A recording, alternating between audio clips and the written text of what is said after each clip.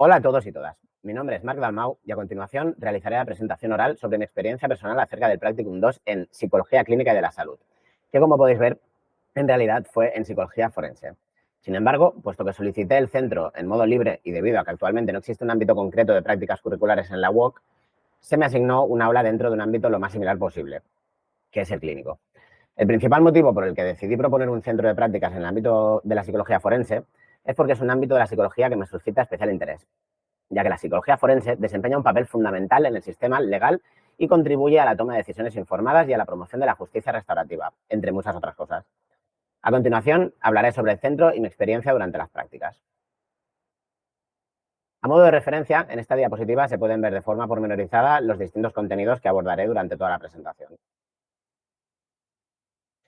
Bien, a continuación realizaré una breve descripción del Centro de Psicología Forense y Victimología EPERIT, repasando su historia, actividad, población diana y orientación teórica, algo que considero que puede ser relevante en caso de que alguien se plantee realizar prácticas curriculares o extracurriculares en EPERIT. EPERIT es un centro de psicología forense y victimología fundado hace tan solo 3 años por la psicóloga forense y victimóloga Elena Flores Fernández. Su objetivo es ofrecer asistencia de alta calidad, ética y basada en la evidencia científica. En la actualidad, EPERIT cuenta con un equipo de más de 10 profesionales especializados en psicología forense, victimología, mediación y atención psicológica clínica. Las actividades de EPERIT se dividen en 3 ramas principales. En primer lugar, realizan informes periciales en los ámbitos del derecho penal, civil y familia, brindando apoyo en procesos judiciales. En segundo lugar, trabajan en el marco de la justicia restaurativa, centrándose en reducir la revictimización y promover la recuperación psicológica de las víctimas. Utilizan enfoques terapéuticos como la terapia cognitivo-conductual y la terapia EMDR. Finalmente, EPERIT ofrece servicios de mediación para ayudar a encontrar soluciones consensuadas en conflictos comunes, ya sea dentro o fuera de los procesos judiciales. Con su enfoque interdisciplinario y su compromiso con la calidad y el bienestar de las personas, EPERIT se ha posicionado como un referente en el campo de la psicología forense y victimología en un corto periodo de tiempo. En cuanto a la población diana de EPERIT, este es un tema que podría ocupar una presentación entera, de modo que he decidido sintetizar lo más importante y ser lo más concreto posible. De forma general, podemos decir que la población diana de EPERIT son las personas que han sufrido victimización. A modo de apunte, la victimización es el proceso a través del cual una persona sufre las consecuencias o el impacto psicológico debido a la vivencia de un hecho traumático. Como es lógico, la victimización puede afectar a personas de cualquier género o edad. Sin embargo, y desgraciadamente, la mayoría de delitos que incurren en un mayor impacto psicológico suelen afectar en mayor medida a mujeres y menores de edad de ambos sexos. Tanto es así que en el 2021 el 90% de los delitos de agresión sexual y el 83% de los delitos de malos tratos en el ámbito familiar fueron cometidos contra mujeres de todas las edades. Si bien la distribución de género es equitativa en los casos de malos tratos en el ámbito familiar por debajo de los 13 años. En cuanto a los principales ámbitos de victimización de los casos que llegan a EPERIT, estos son maltrato infantil en la infancia, abuso sexual infantil, agresión sexual a mujeres adultas y violencia doméstica. En EPERIT, la principal orientación teórica es la psicología basada en la evidencia, ya que esta permite tomar decisiones informadas y respaldadas por la literatura científica en la práctica forense, considerando las particularidades del cliente, su cultura y preferencias. En cuanto a las intervenciones utilizadas, en EPERIT destacan 3 enfoques principales. La terapia cognitivo-conductual o TCC, enfoque que combina la ciencia conductual y la terapia cognitiva y que ha sido validado empíricamente para tratar diversos trastornos en todas las edades. La TCC, centrada en el trauma, o TCCCT, que ha demostrado ser altamente efectiva para reducir los síntomas del trastorno de estrés postraumático y mejorar la tasa de remisión tanto en adultos como en niños. Y finalmente, la terapia de desensibilización y reprocesamiento a través de movimientos oculares rápidos o MDR, enfoque que también ha demostrado ser una intervención efectiva basada en la evidencia para tratar los síntomas del trastorno de estrés postraumático y que se basa en el modelo de reprocesamiento de la información, teniendo como objetivo abordar la disfunción en la memoria causada por un evento traumático, permitiendo un procesamiento de los recuerdos más adecuado. Estas intervenciones se respaldan en la investigación científica y son utilizadas en EPERIT para brindar tratamientos efectivos y ajustados a las necesidades de sus clientes. Bien, a continuación pasaré a hablar sobre las tareas realizadas durante el practicum, que como podéis ver son todas aquellas que están relacionadas con la prueba pericial psicológica como un todo. Esto incluye la revisión documental, la pregunta pericial, la entrevista pericial, la evaluación de credibilidad y validez de las declaraciones, la evaluación forense psicológica y el informe pericial. Como sucedía con la población diana, podría estar hablando un montón de rato sobre todos estos puntos, por lo que nuevamente trataré de resaltar los aspectos más importantes. Existen dos tipos de solicitud de informe pericial. Por un lado, aquellas que son designadas por el tribunal y a las que se las denomina pericial de oficio, y por otro lado, aquellas que son designadas por iniciativa propia o petición de las partes, a las que se las denomina periciales de parte. Cuando el psicólogo forense acepta la designación, se realiza lo que se denomina el volcado del expediente, que permite obtener información relevante para la pregunta pericial. Como se puede leer en esta diapositiva, la revisión del expediente judicial puede aportar información que ayude al perito a comprender la globalidad del caso, como los antecedentes personales, la edad, el lugar de origen, el historial delictivo, las personas involucradas, informes médicos, sociales o psicológicos o peritajes previos, entre otras. En cuanto a la pregunta pericial, estas se suelen incluir en el expediente judicial y son determinantes en la labor del perito psicológico, ya que es el eje sobre el que gira toda la prueba pericial psicológica. Algunos de los ejemplos más habituales de preguntas periciales con las que me he encontrado durante el practicum son realizar informe de credibilidad sobre el testimonio, evaluación psicopatológica completa y recomendaciones terapéuticas. La entrevista pericial es crucial en la evaluación forense, ya que nos permite establecer confianza con la persona peritada y obtener información valiosa. Debemos crear un ambiente de neutralidad, respeto y rigor, evitando prejuicios.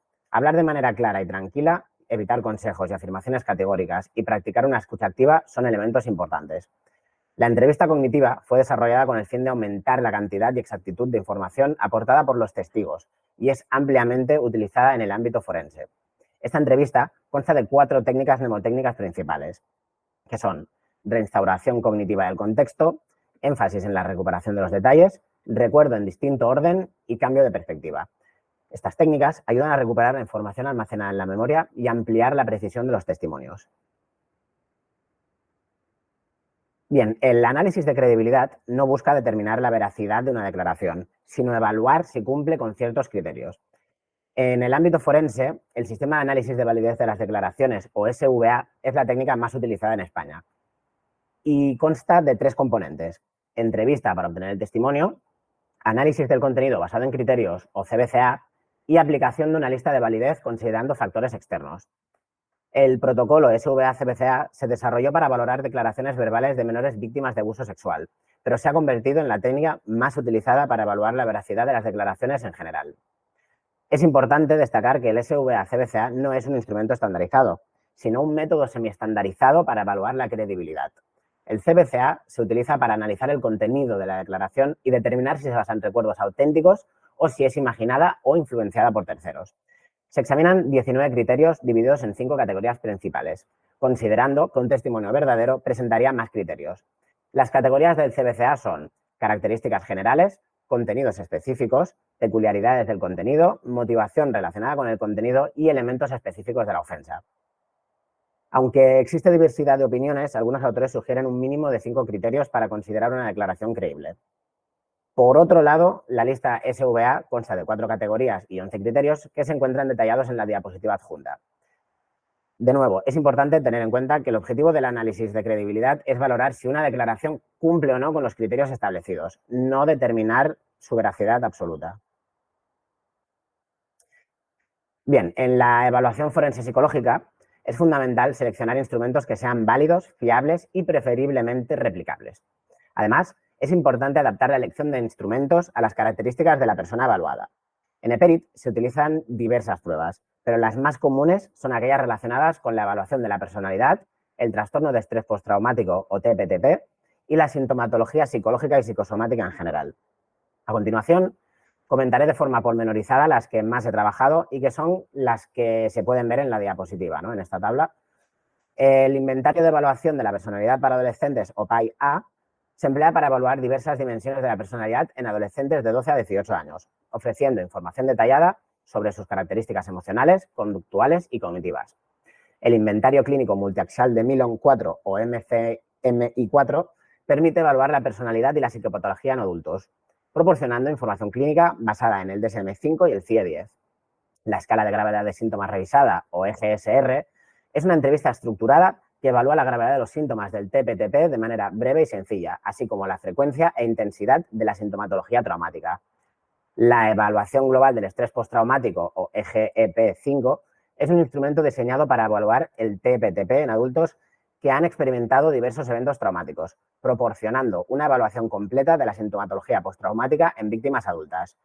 Finalmente, el listado de síntomas breve o LSB50 es una herramienta de screening de la sintomatología psicológica y psicosomática en adultos y se caracteriza por su simplicidad y claridad. Estas pruebas mencionadas son solo algunas de las utilizadas en EPERIT y cada una cumple una función específica en la evaluación forense psicológica, proporcionando información relevante para el proceso pericial. En cuanto al informe pericial psicológico, este tiene como objetivo responder a las preguntas periciales planteadas, por lo que todos los datos incluidos en el informe deben estar relacionados con la resolución de estas preguntas.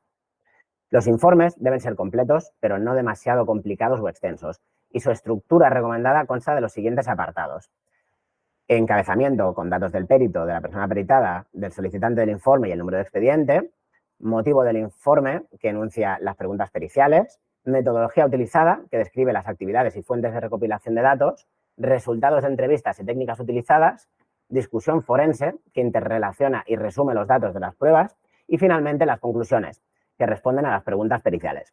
Esta estructura garantiza una presentación clara y fundamentada de los hallazgos en el informe pericial psicológico. Si bien las cuestiones éticas y deontológicas son comunes en cualquier ámbito de la psicología, estas son especialmente importantes cuando hablamos de la práctica forense psicológica, puesto que los resultados de una evaluación forense psicológica pueden tener un importante impacto en la vida de los implicados. Así pues, más allá de la primacía al respeto y dignidad de las personas y a los derechos humanos, el psicólogo forense debe también tener en cuenta determinados aspectos que comentaremos a continuación. En cuanto a responsabilidad y competencia, el psicólogo forense debe estar adecuadamente capacitado en el uso de métodos, instrumentos, técnicas y procedimientos, reconociendo sus limitaciones y evitando que cuestiones personales afecten a su competencia. Con relación a su objetividad e imparcialidad, es crucial que el informe pericial se elabore de manera objetiva e imparcial, sin influencias externas. También, aunque el psicólogo forense no está sujeto a la confidencialidad y al secreto profesional, debe informar sobre la prueba pericial, su naturaleza voluntaria o involuntaria y las consecuencias de no participar. Además, se espera que el psicólogo forense sea honesto y respetuoso y que seleccione cuidadosamente su lenguaje, considerando y respetando las diferencias culturales e individuales de la persona peritada. Estos principios son fundamentales para asegurar la integridad y calidad del trabajo del psicólogo forense. Bien, con relación a este punto debo decir que he tenido bastantes dificultades para escoger un solo recurso, puesto que hay un par de artículos y varios libros que me han sido de especial utilidad durante todo el practicum. Sin embargo, y tras mucho dar revueltas, he escogido el libro que creo que me ha sido de más utilidad y que además considero que puede ser de gran ayuda para cualquier persona interesada en el ámbito de la psicología forense. Y bueno, el libro escogido ha sido este: Casos prácticos en psicología forense, de Blanca Vázquez y María José Catalán, ambas psicólogas forenses con más de 30 años de experiencia a sus espaldas. Es importante mencionar que su edición es del 2008, por lo que no se puede decir que sea un recurso del todo actualizado. Sin embargo, ha sido una pieza clave durante mis prácticas por varios motivos. En primer lugar, el capítulo 1 de este libro contiene información teórica clara y detallada sobre toda la prueba pericial psicológica y sus características. Luego, el resto de capítulos hacen referencia a la elaboración de informes en los casos más frecuentes de la práctica psicológica forense, que son regímenes de visita, alternativas de custodia, imputabilidad y trastorno mental, víctimas menores de edad y violencia interpersonal y agresión sexual. Cada uno de estos capítulos se descompone en los mismos apartados que un informe pericial y muestra uno o varios casos reales, al final de los cuales siempre se incluyen preguntas de autoevaluación y un solucionario. Dicho esto, creo que queda clara la especial relevancia de este recurso para cualquier profesional que se dedique o quiera dedicarse al ámbito de la psicología forense y más aún para estudiantes como nosotros, que somos legos en la elaboración de informes periciales. Pese a todo, sí que tenemos que tener en cuenta que como la edición es del año 2008, es especialmente importante ser crítico durante su lectura, sobre todo en lo que se refiere a las pruebas de evaluación, ya que la mayoría de las que se indican cuentan con versiones más actualizadas.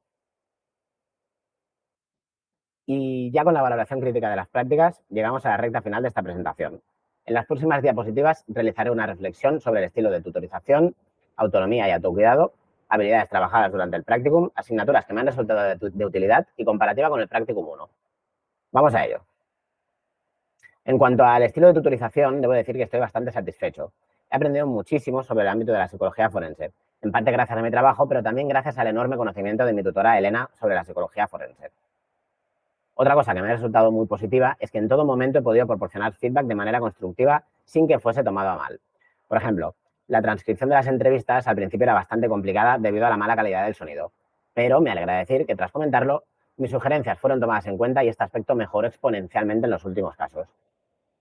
Durante las prácticas, también he obtenido una muy buena experiencia sobre la elaboración de informes periciales, una de las tareas básicas de un psicólogo forense que creo que sería capaz de llevar a cabo por mi cuenta en adelante. Además, me ha gustado especialmente que la metodología de PERIT sea basada en la evidencia científica, puesto que esto es algo de especial relevancia para mí.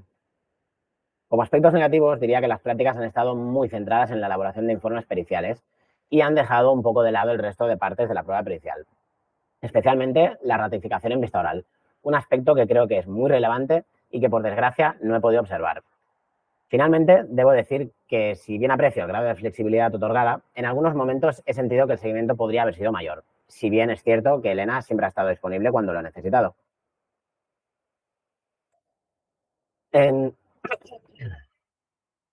en referencia a mi autonomía y flexibilidad, creo que siempre he sido una persona organizada y con una buena capacidad de autonomía, algo que sin duda me ha servido en el ámbito de las prácticas curriculares, tanto en el PRC1 como en este. Considero que he abordado las tutorizaciones de los casos de forma dinámica y responsable, siempre aportando nuevas ideas y haciendo preguntas relevantes en base a la información recabada por mi cuenta durante la realización de las pericias. También considero que mi capacidad de reflexionar de manera crítica ha jugado un papel importante, tanto en mis aprendizajes como en la elaboración de los informes y de las memorias, ya que siempre he tratado de contrastar la información en distintas fuentes para evitar afirmaciones sesgadas. Otro aspecto que considero realmente importante y que quiero comentar es el autocuidado. Lo cierto es que trabajar con casos reales me ha permitido no solo obtener una visión amplia y detallada sobre la aplicación de la psicología en el contexto judicial, sino que también me ha permitido darme cuenta de la crudeza y delicadeza de muchos de los casos que se trabajan en este ámbito. Algo que creo que puede llegar a incidir de forma negativa en el bienestar mental de los psicólogos forenses.